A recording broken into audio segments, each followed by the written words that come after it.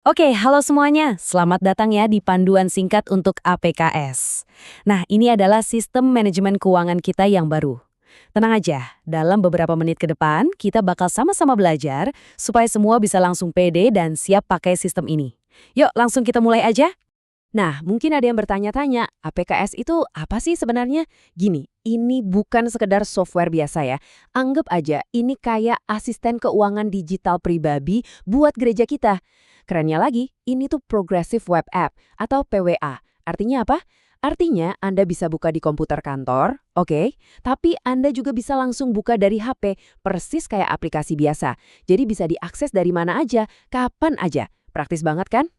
Coba deh bayangin, kita bisa kelola semua kas, mau itu kas utama, kas diakonia, semuanya terpisah dan gampang banget.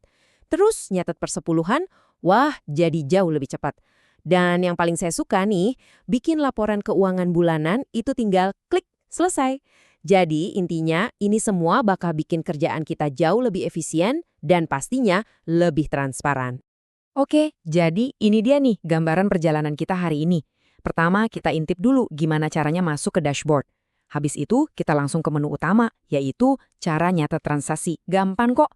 Nah, setelah data masuk, kita bakal lihat betapa mudahnya bikin laporan. Dan terakhir, yang nggak kalah penting, kita bakal bahas peran masing-masing di dalam sistem ini, biar nggak ada yang bingung. Siap? Oke, kita mulai ya. Langkah paling awal, paling penting. Gimana caranya masuk ke dashboard? Nah, ini tuh ibaratnya pintu gerbang utama ke semua fitur canggih APKS. Jadi, ayo kita pastikan dulu semua bisa masuk dengan lancar dan tanpa kendala. Biar aksesnya makin gampang, APKS ini bisa loh dipasang di HP persis kayak aplikasi biasa. Caranya gampang banget, tinggal ikutin aja 3 langkah simple yang ada di layar. Nanti, voila, icon APKS bakal muncul di home screen Anda. Jadi nggak ada lagi tuh cerita repot-repot ngetik alamat web setiap kali mau login. Praktis kan? Nah, ini dia bagian terbaiknya. Kita nggak perlu pusing-pusing mikirin atau ngapalin password baru. Cukup klik tombol masuk dengan Google, terus pilih deh akun Google Anda yang udah didaftarin sama admin. Super aman, super praktis. Oh iya, satu tips penting. Kalau pas login ada pesan error, jangan panik. Itu kemungkinan besar email Anda belum terdaftar aja. Langsung aja hubungi admin biar cepet diberesin ya. Begitu berhasil masuk, Anda akan langsung disambut oleh halaman ini. Dashboard. Anggap aja ini pusat komando keuangan kita. Di sini, Anda bisa langsung lihat semua informasi penting dalam sekejap. Saldo kas kita ada berapa, pemasukan dan pengeluaran bulan ini gimana, sampai transaksi terakhir yang dicatat, siapa. Semuanya ada di satu layar. Keren ya? Oke, kita udah berhasil masuk, dashboardnya juga udah kita lihat. Sekarang kita masuk ke inti dari pekerjaan kita sehari-hari, yaitu mencatat transaksi. Nah, ini bisa dibilang jantungnya sistem APKS. Semua laporan bagus berawal dari sini. Prosesnya benar-benar gampang kok. Tinggal klik tombol plus tambah, terus pilih ini pemasukan atau pengeluaran. Isi tanggal, kategori, sama keterangannya sedikit, masukin jumlahnya. Nah, yang asik Anda bahkan bisa langsung foto kwitansinya dari HP dan lampirkan di situ. Udah deh, klik simpan transaksi, selesai. Gampang banget kan? Oke, selain pemasukan dan pengeluaran biasa, ada satu jenis pemasukan yang spesial dan penting banget, yaitu persepuluhan dari jemaat. Nah, karena ini penting, APKS udah nyiapin menu khusus biar pencatatannya lebih rapi dan gampang. Caranya sama gampangnya, Anda tinggal masuk ke menu persepuluhan, klik tombol plus tambah.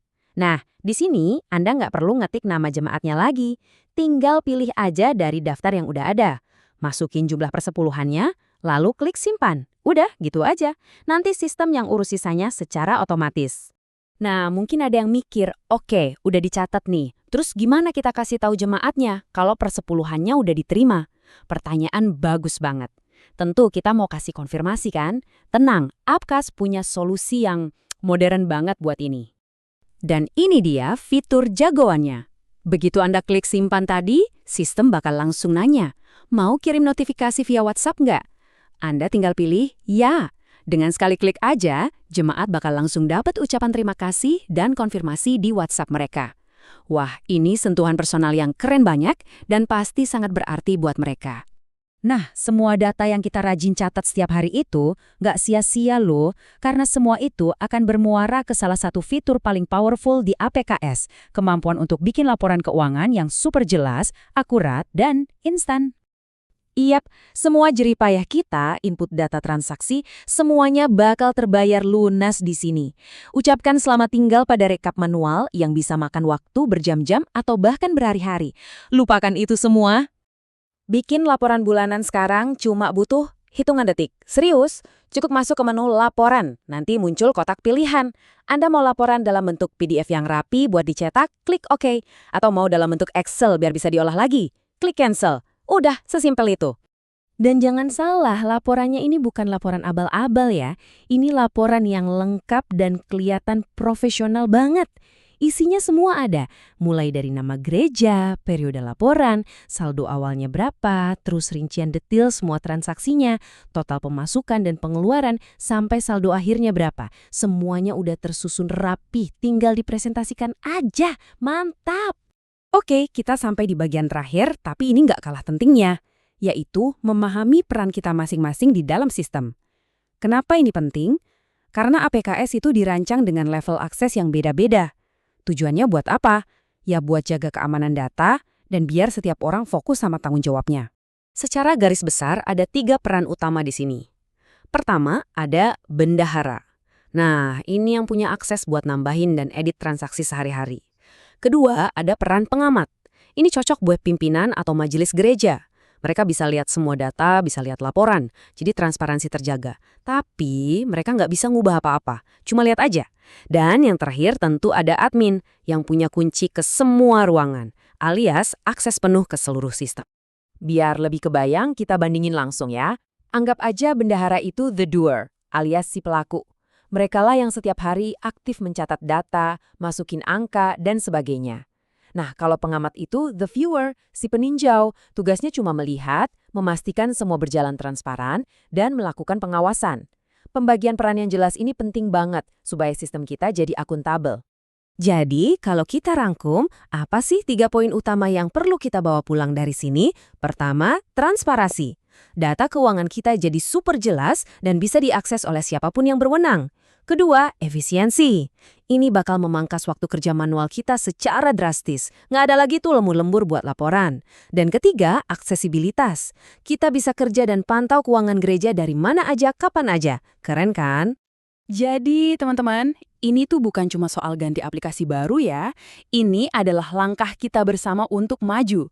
Dengan kita sama-sama pakai alat ini, kita bisa bikin pengelolaan keuangan GKD Palangkaraya jadi jauh lebih simpel, lebih cepat, dan yang pasti lebih transparan dari sebelumnya. Jadi gimana? Siap untuk menyederhanakan keuangan gereja kita bersama-sama?